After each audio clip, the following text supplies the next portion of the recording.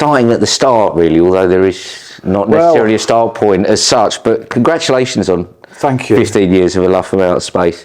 How did the night start? How did it come together? How did it come about? Okay, so as you observed in the fanzine, which some people may get as part of this wonderful package, I'd known Andrew for quite a long time, and I had been introduced. I had become aware of his work as a DJ pretty much as soon as I'd arrived in London in 1988. I think I'd probably seen him play in late 88 or 89, and was very enamoured by him because his musical taste seemed to align very much with mine, and I thought mine was unique in my youthful arrogance. So.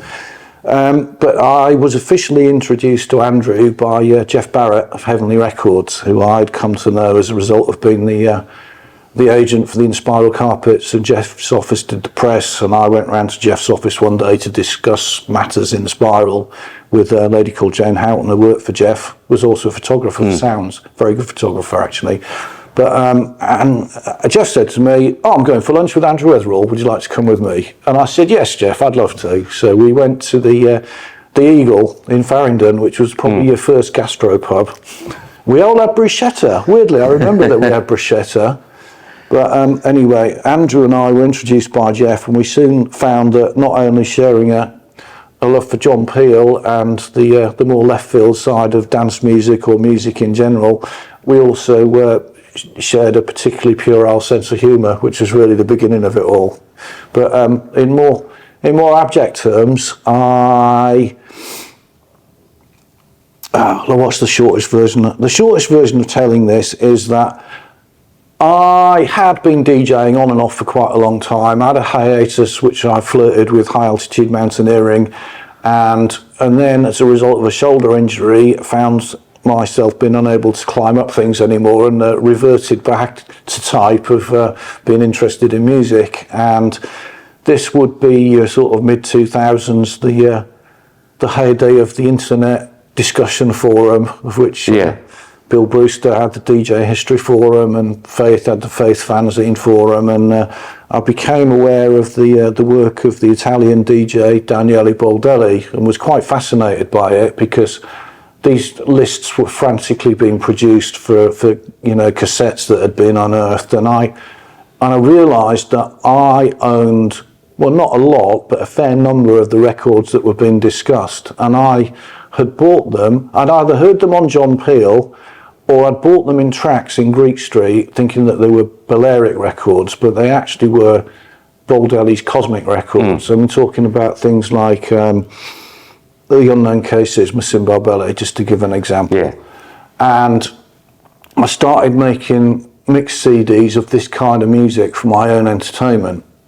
Anyway, it transpired that Andrew was stepping out with a girl that I shared a flat with, Lizzie Walker, and one night he came around the flat in a little bit of a flap and a panic, and it needed to be conveyed to Brighton post haste. And I said, no problem, my old son, I'll give you a lift. So we get in the car, and Andrew says to me, what are you got to listen to? I was like, I started scrabbling around in the glove box. All I can find is 3 CDs of this kind of cosmic disco mixed by myself for my own entertainment. And here's Mr. Weatherall. I thought, oh dear, I'm going to have to play him these because this is all that we've got. And he sat there and digested it. And as you can imagine, I was quite nervous about A, the selections, and B, the quality of my mixing. Anyway, we digested the first one, and we were about somewhere south of Croydon. And he said, have you got any more? So we had another one, and then we get to, I don't know, Three Bridges or somewhere like that. And have you got another one? So by the time we got to Brighton, we digested the whole 3. He got out of the car, lit a bifter, and said, we're going to have to do something with this, which I kind of put to the back of my mind. But soon after this, he did the Watch the Ride compilation with Gav. And unbeknownst to me, James Bailey, probably most famous for his being the booker at Venus back in the days of the Balearic Network. That's what we used to call it. But James, he was at the time working for one of the festivals, Lovebox, and was actively involved in all sorts of different music promotion at the time.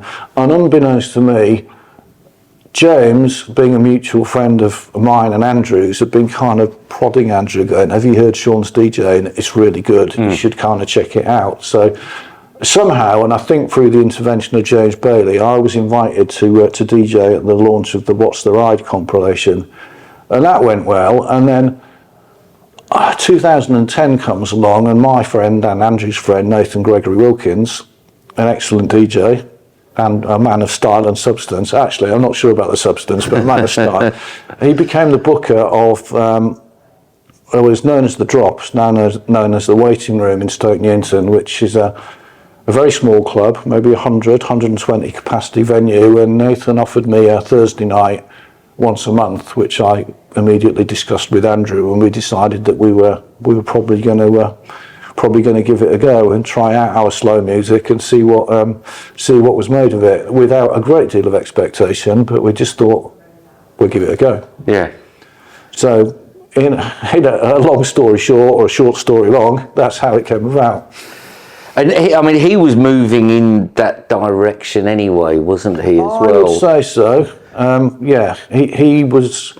He never explicitly said it to me, but I kind of got the feeling at the time we're talking, just set the scene. We're talking about, Minimal had been very, very big, and it bored me senseless. And it was about the second or third kind of regurgitation of Tech House, and Andrew was, being trawled around the Watergates and all of the other big clubs of Europe, being expected to play this frightful umpty bumpty music, as he referred to it jokingly. But I think it kind of came along at a time where he was looking for something different, and it felt right. I think we discussed this when we spoke for the fanzine. And zeitgeist is such a poncy word, but it just happened to be the right idea at the right time in the right place. And I guess that's the origin story. The long and short of it, as the it were. origin story, if you like to call it such. What are your memories of the first night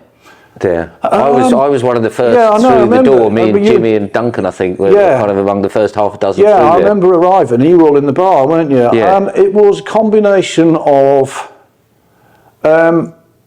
abject terror and even more abject terror. I don't know. Neither of us knew really what was going to be made of it at all. We had an idea. We thought that it would fly, but we didn't really care if it was going to fly or not. We just kind of felt that we needed to kind of exercise this particular slow music demon that both of us had been possessed by. And yeah. So how did I feel? At the prospect, at that point, I wasn't playing back to back with Andrew, so it would have been agreed that I'd do the warm up, I'd do the first 2 hours, and Andrew would do the second 2 hours.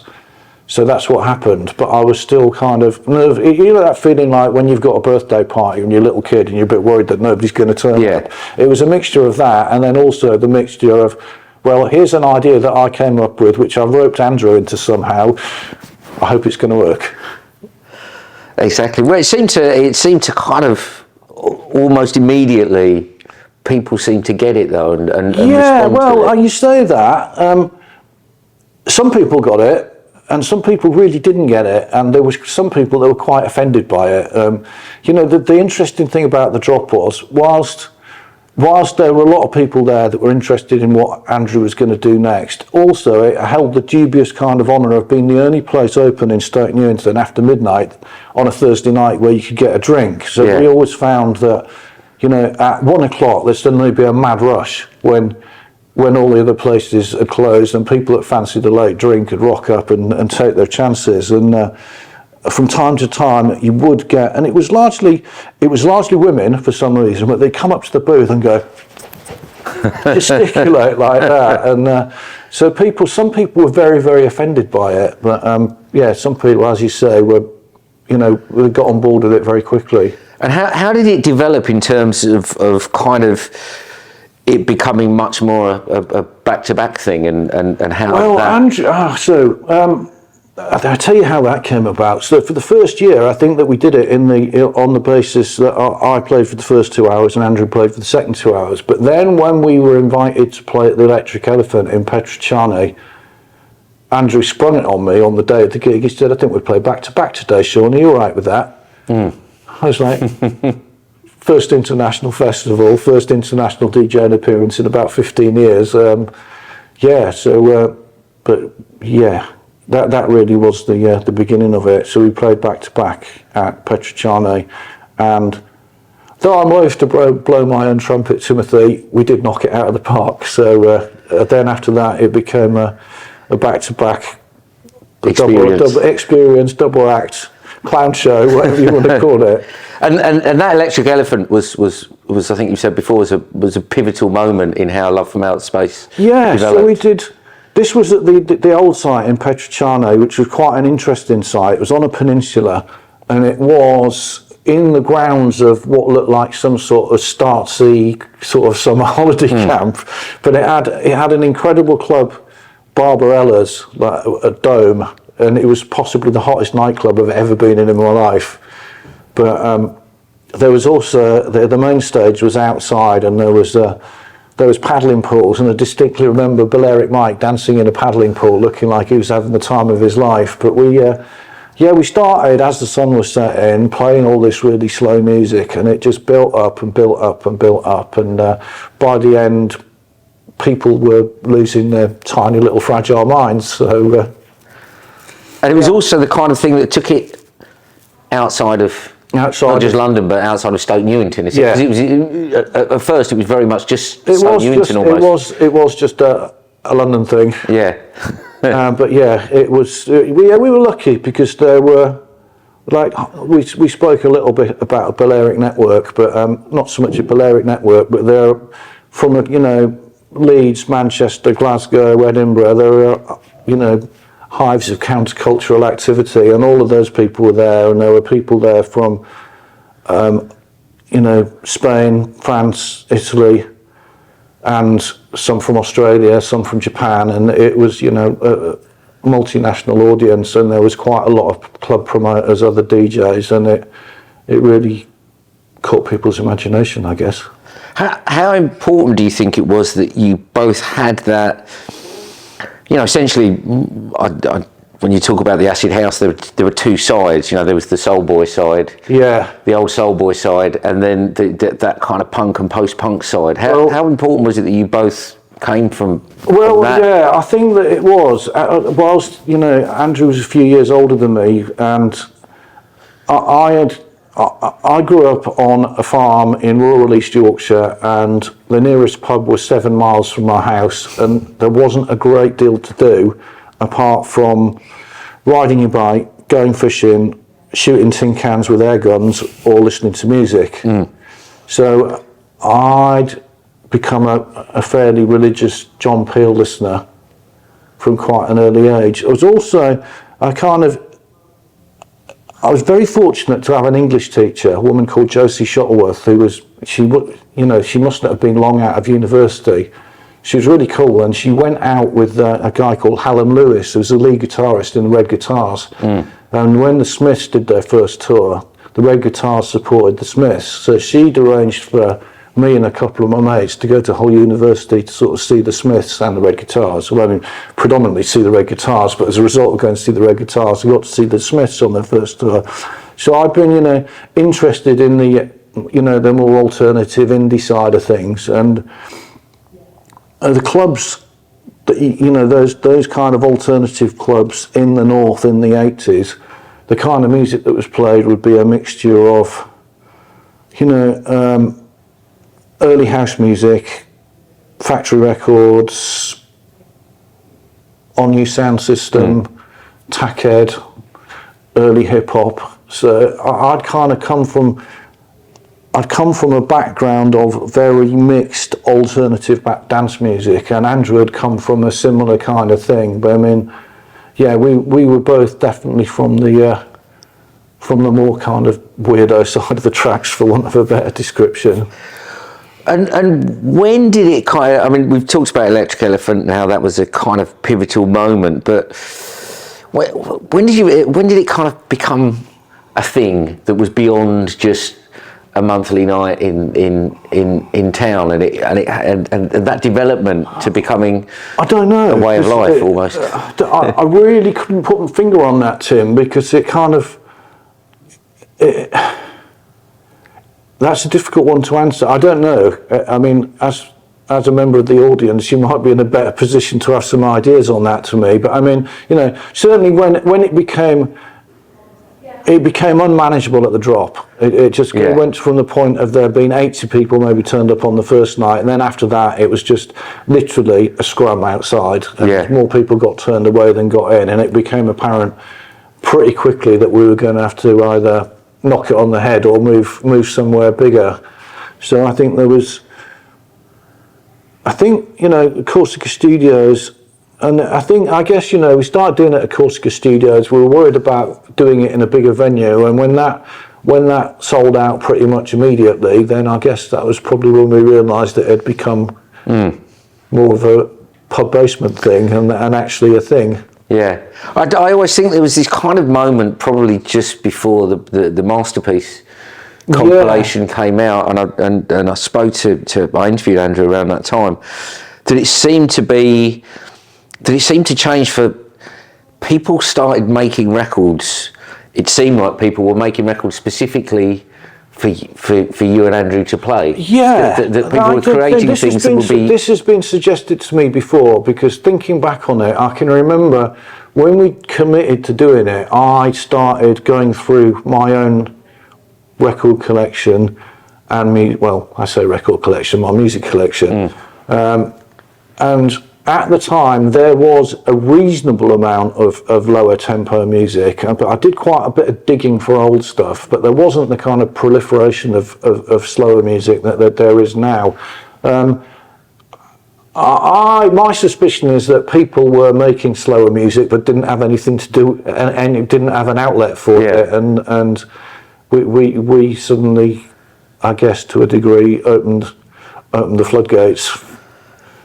Excellent. It gave them, I don't know, it sounds pretentious, but yes, I think the short answer to that is yes, they probably did. Yeah, it gave an avenue for people who were making music like that, I guess.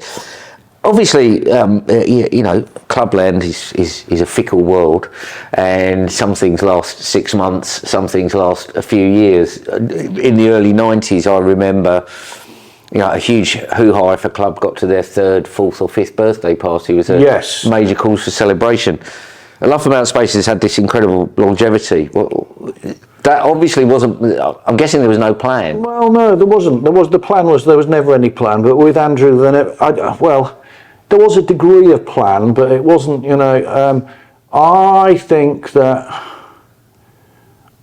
having been friends with Andrew and observed him work his way through quite a number of different musical partnerships, I knew that he could very readily and sometimes quite unexpectedly just have a complete and utter tangent, change of tack. And I said to my wife, any day Andrew could call me and say, do you know what, Shawnee, I've had enough of this now, I'm going to do something else. But he never did. Yeah. He never did. But as for the enduring appeal, try not to play shit music. That generally helps, I think. Good advice. I think Andrew said if you're going to start a club with the right intentions, then people will see that, and if you do it with the right intentions, then people will stick with it. I'm guessing it was helped by the fact that you two got on so well together and seemed to be not only enjoying yourself behind the decks, but enjoying the way it worked, travelling together, going overseas, eating fine food and fine wine. I don't know about that. Now you're getting carried away, Tim. Yeah, we did. We had a lot of fun. I think having had in recent years something of an insight into the life of the touring DJ, there's a lot of, it's like Charlie Watts said about rock and roll. It's like being in the Rolling Stones. It's like 99% sitting around waiting for shit to happen. And it's all of that business of airports, travelling, going to cities, seeing nothing but the inside of a taxi and the inside of a hotel room and the inside of a DJ booth. It's yeah, if you've got somebody to share it with, then it's a lot more fun. And we did have a lot of fun. Yeah. We had a laugh. And it seemed always as if you chose places you wanted to go to when you were I don't know about that. It was just the kind of places that I have us, to be honest. But yeah, no, we were very lucky in that our agent Caroline Hayes of Spun Out Agency is she polices that kind of thing quite rigorously, and I think, yeah, we have been very fortunate. You know, looking back over the 15 years that we've done it, I've played at some places that, you know, like the Trow, for example, in Amsterdam, unbelievable nightclubs like Zukunft in Zurich, and yeah, it's, you know, it's a real privilege to have been able to have done that and to have done it with Andrew. Yeah. Did you ever kind of discuss the longevity with him, kind of particularly, kind of say from 2015 onwards when you've been doing it for 5 years, kind of? No, I didn't want to tempt fate, to be honest. Fair enough. But he seemed to be enjoying himself, and you know, we had a lot of fun. And I think that what the beauty of the format, that whilst there was the restriction of it being 122 BPM, that was the only, you know, as you're well aware, we played everything from dub records to tech house records at the wrong speed to Patrick Cowley's gay porn soundtracks to old house records, new house records, techno records played backwards. It's like, you know, crowd rock records, post-punk records. It was we were just having fun playing records, and I think both of us got into it because we had an uncontrollable urge to share exciting music with people, and I found it then, and still do, very, very exciting to be able to share music with people, and I think that's probably part of the appeal for Andrew. Yeah. How much would you tell each other in advance? Nothing. So not a word. So when something like, you know, a Frankie Goes to Hollywood, Welcome to the Pleasure Dome, or a Chemical Brothers remix of Kylie. He had no idea at all that I was going to do that to him. Yeah. Which was, I think, I kept him on his toes. You know, it's good for him. Yeah. I mean, I've wheeled out this story so many times, but I got that Todd Taylor re-edit of pop music, and I played that at the drop. The first time I played it, he looked at me and there was a very arch raising of the eyebrows, and I thought, oh my goodness, I might have overstepped the mark here. But then then the 303 comes in, and within 3 minutes of it starting, the whole room's hanging off the ceiling. That's a quintessential early. Yeah, it was like an early doors drop anthem. Yeah, but yeah, I think he enjoyed it because, you know, I'd do things like that to him, and nobody else would do. So. Yeah. I don't know if he felt uncomfortable about it. The only time that he ever took an issue was with a remix of a Tears for Fears record, which he asked me to vow that I'd never play it again. But not on the basis that he just seems to have something against Tears for Fears. And having seen the documentary on the BBC, I begin to understand what he might have against them. Fair enough. I haven't seen that. I recommend you should watch it because it's one of the greatest unintentional comedies of all time. Excellent, excellent. Obviously, you know, tragedy struck in 2020. I don't necessarily go over pick over the bones of it all, as it were, but when was you know, it's obviously a difficult decision to you to carry on. I think the sense of community among regulars and so on, the continued existence of a Love from Outer Space was really important to people to help them deal with what had happened. I think so. Kind of going back on the timeline of this, it was Andrew passed away. The week that he did pass away, coincidentally, we had Phonox booked for the weekend, and initially I just assumed automatically that it wouldn't go ahead, and then during the course of the week, I had calls from, you know, various close friends and friends of mine and Andrew's, and there was a suggestion made that if I had the minerals to do it, it might be quite a nice thing to do, because it was the consensus opinion would be that it would be what he'd want. So I did that, and then that was wasn't easy. No, but it was at the same time, it was quite cathartic as an experience. It was very cathartic, particularly for me, because I'm not the kind of person who could speak at a funeral. Yeah. I just can't, I'm not capable of containing myself well enough to do that.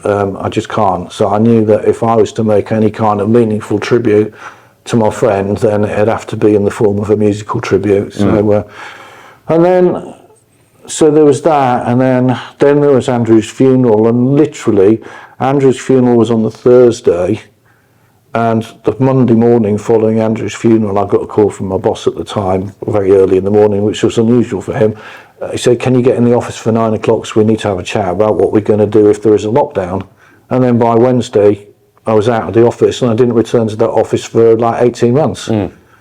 So, yeah, all in all, it was like Andrew's passing kind of marked the end of normal life, I guess. Yeah, kind of presaged that thing, and it seemed to lead into the whole miserabilism of lockdown. And I knew that I was going to have to do something in order to prevent myself from quietly going bonkers. So, I came up with the idea of the emergency broadcast system, which really did seem to kind of, it was very, very instrumental in the,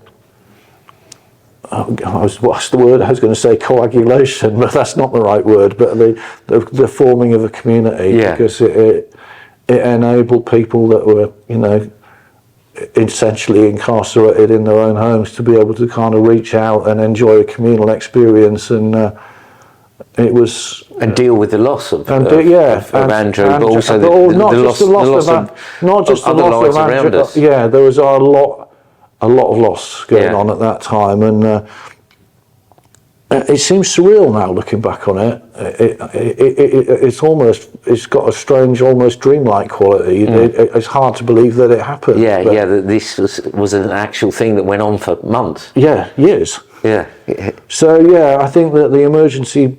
I think getting back to your question, the formation of community. I mean, there always was a community anyway, because there was a lot of people that travelled and then all got to know each other. The London lot got to know the Glasgow lot, and the Glasgow lot got to know the Leeds lot, and etc. etc. But that kind of online element of it certainly, and it brought in a wider audience, people from Australia, New Zealand, from America, from Mexico, from people from all over the world were listening, and then I think the other really important aspect on the community element is Convenanza, because that it's a pilgrimage to a historical site of great significance where people come together, and it's I think Convenanza is a very important aspect of the whole community thing that surrounds the club. Yeah, it's where it seems to be that blend of the kind of mythical and mystical, but also the comical. Yes, that kind of having fun element is and the daftness of it to a certain extent, but the surroundings of the castle and so on.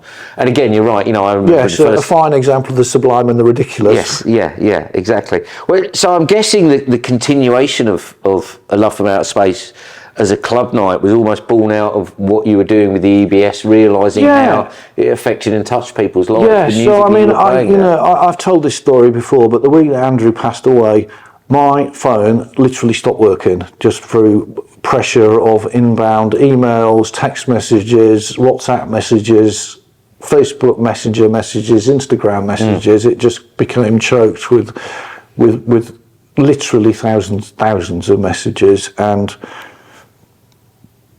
the general sentiment of all of those messages was, look, we're really sorry that you've lost Andrew. We're all sorry that Andrew's gone, but whatever you do, don't stop. It's too important. So yeah.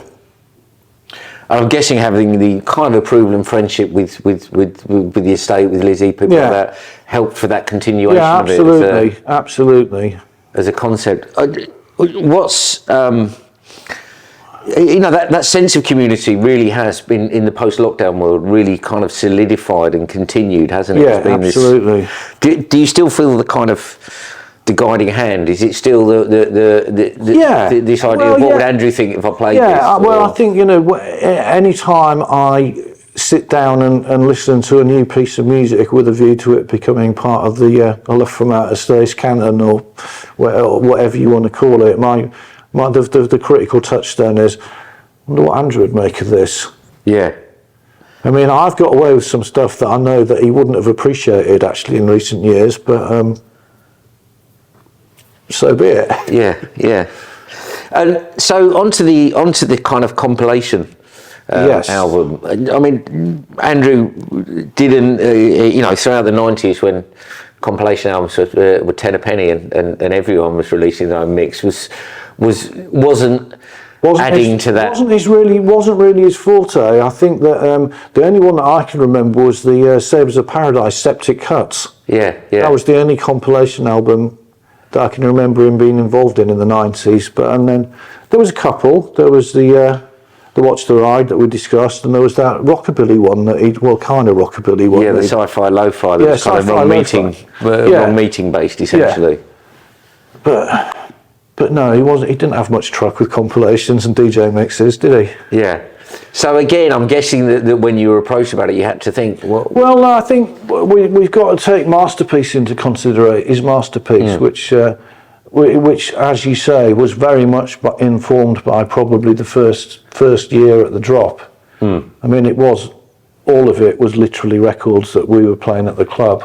So, and it was something that we had kind of touched on before he passed away. It was like, they've been in touch, we should do an A Love from Outer Space compilation album, what do you think? I was like, yeah, we should. And then events sadly unfolded the way that they did. So it was always something that was in the back of my mind. And then Gav approached me again, and I just wasn't in the headspace for it at all. I was kind of still getting used to the idea of actually holding conversations with more than one person at a time, and kind of getting used to being around people. And do you remember that, like when lockdown finished, you find yourself sitting at a table and there'd be 3 or 4 different conversations going on at the same table? It took me 6 months to kind of pick that skill up again. I found it. I had trouble interacting with people when I was out, because I was kind of running out of things to say. I was the same.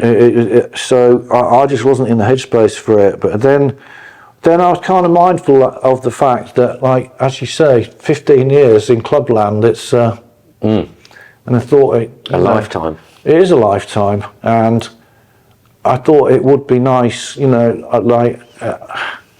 come to terms with my own feelings about Andrew's passing, and I thought that 15 years at the club would be quite a nice tribute, not just to Andrew, but also to everybody else that had been part of it. So 15 seemed like a good point to wheel it out. And how did you go about kind of selecting tracks for it? I mean, not only when you've been doing Love from Outer Space nights, playing hundreds of records in an evening probably, the EBS would sometimes go on for almost days, if not I think 12 hours was the... So there's a heck of a lot of records, but also trying to get the balance between old and new. I looked at the record box collection, I think it's somewhere in the region of about 36,000 tracks. Incredible. Which, but I have been, or had, up until a laptop died, had been keeping fairly rigorous record box playlists. Yeah. So I've got kind of records going back to 2012. So, but also, it wasn't as hard as you might imagine, because I kind of had a definite idea that I wanted to. There was some, the exclusives, like there's the Blow Monkeys, Neville Watson's dub, which was unreleased and was one that I really associated strongly with Andrew. People have been after that. People have been after it for ages, so that was something that I wanted to include. And then there's a few other exclusives, like Feel Like a Laser Beam, which is kind of a post Andrew record, but one that I've been playing. Popular Tire had another record called February Del Discotheque, which is another stupid kind of like pastiche Italo vocoder record that I played quite a bit at a lot from Outer Space. I bought that after hearing you play it. And I bumped into Quinn. I think it was probably in the Gun in Wells Street, and he said, "Do you know what? found this old hard drive, and I found some popular Tyre stuff, and there's one I reckon you're going to dig. I'll send it to you. And he sent it to me, and I played it, and it proved to be an enduringly popular record. Every time I played it, I've been playing it for probably 2 years now, and people go, what's that Laserbeam record? So that had to go on it. But I kind of wanted to have something that that gave, I kind of, imagine if somebody didn't know what A Love from Outer Space was, to kind of give an idea of the where it had come from, where it is right now, and where it could possibly still go in the future. That was the kind of without it becoming just referencing the past. You need to have an eye on the future. Yeah, absolutely. So was it? So it all kind of fell into place fairly easily then, would you say? I mean, making a compilation is not an easy thing, because you start with a long list of about 50, and for reasons of licensing, availability, avarice, some things are available and some things aren't. So when you start with a list of 50, which falls down to about 20, and then you've got to try and whilst selecting the records for the vinyl unmixed is quite nice, but then you find yourself in a position of having to stitch them together. It becomes quite an interesting task. But how has your mixing and selection developed over those 15 years? Would you say you're better as a DJ now? I mean, I did 10 years playing back to back with Andrew Weatherall. It's like fair. Probably the best DJ of his generation, and I think I kind of view it as an apprenticeship. Like 10 years, that's what they used to do, wasn't it? If you work with a master, you go in and I can hold my own now with pretty much anybody. And I'm not technically the best DJ on the face of the earth, but I'm considerably better than I was 10 years ago. But I kind of, I've been fortunate to have done back-to-backs. Like Andrew's style of mixing, is the long mix and let most of the record play and only mix out in the last sort of minute. I kind of, we just got into doing that, and having DJ'd with other people who, particularly with CDJ 2000 and 3000s, like using loops. DJ with people like Ivan, for example, and Ivan's got 3 decks and 3 different loops from 3 different records going at the same time, and it's pretty crazy. But I guess I'd like to think that I've improved. I don't know. I think you were the judge. No, you have, definitely, but I don't want to sound like I'm patronising you at the same time. So now it's here, you've got it as a finished piece of product and seen it. What's your feeling? I came here last week, and it's been something that's kind of an abstract concept in my mind and in Logan Fisher, the designer's mind, for a long time, and that we've seen kind of initial ideas that were drawn on the back of a fag packet through to the final. This lot will tell you, they showed it to me, and I was just like, fuck, wow. I'm delighted. It's come out so well. It's exceeded my expectations by it's a really beautiful thing, and and Andrew loved an artifact, he'd call it. And it is an artifact, and I'm proud of it, and I hope that people like it as much as I do. Excellent.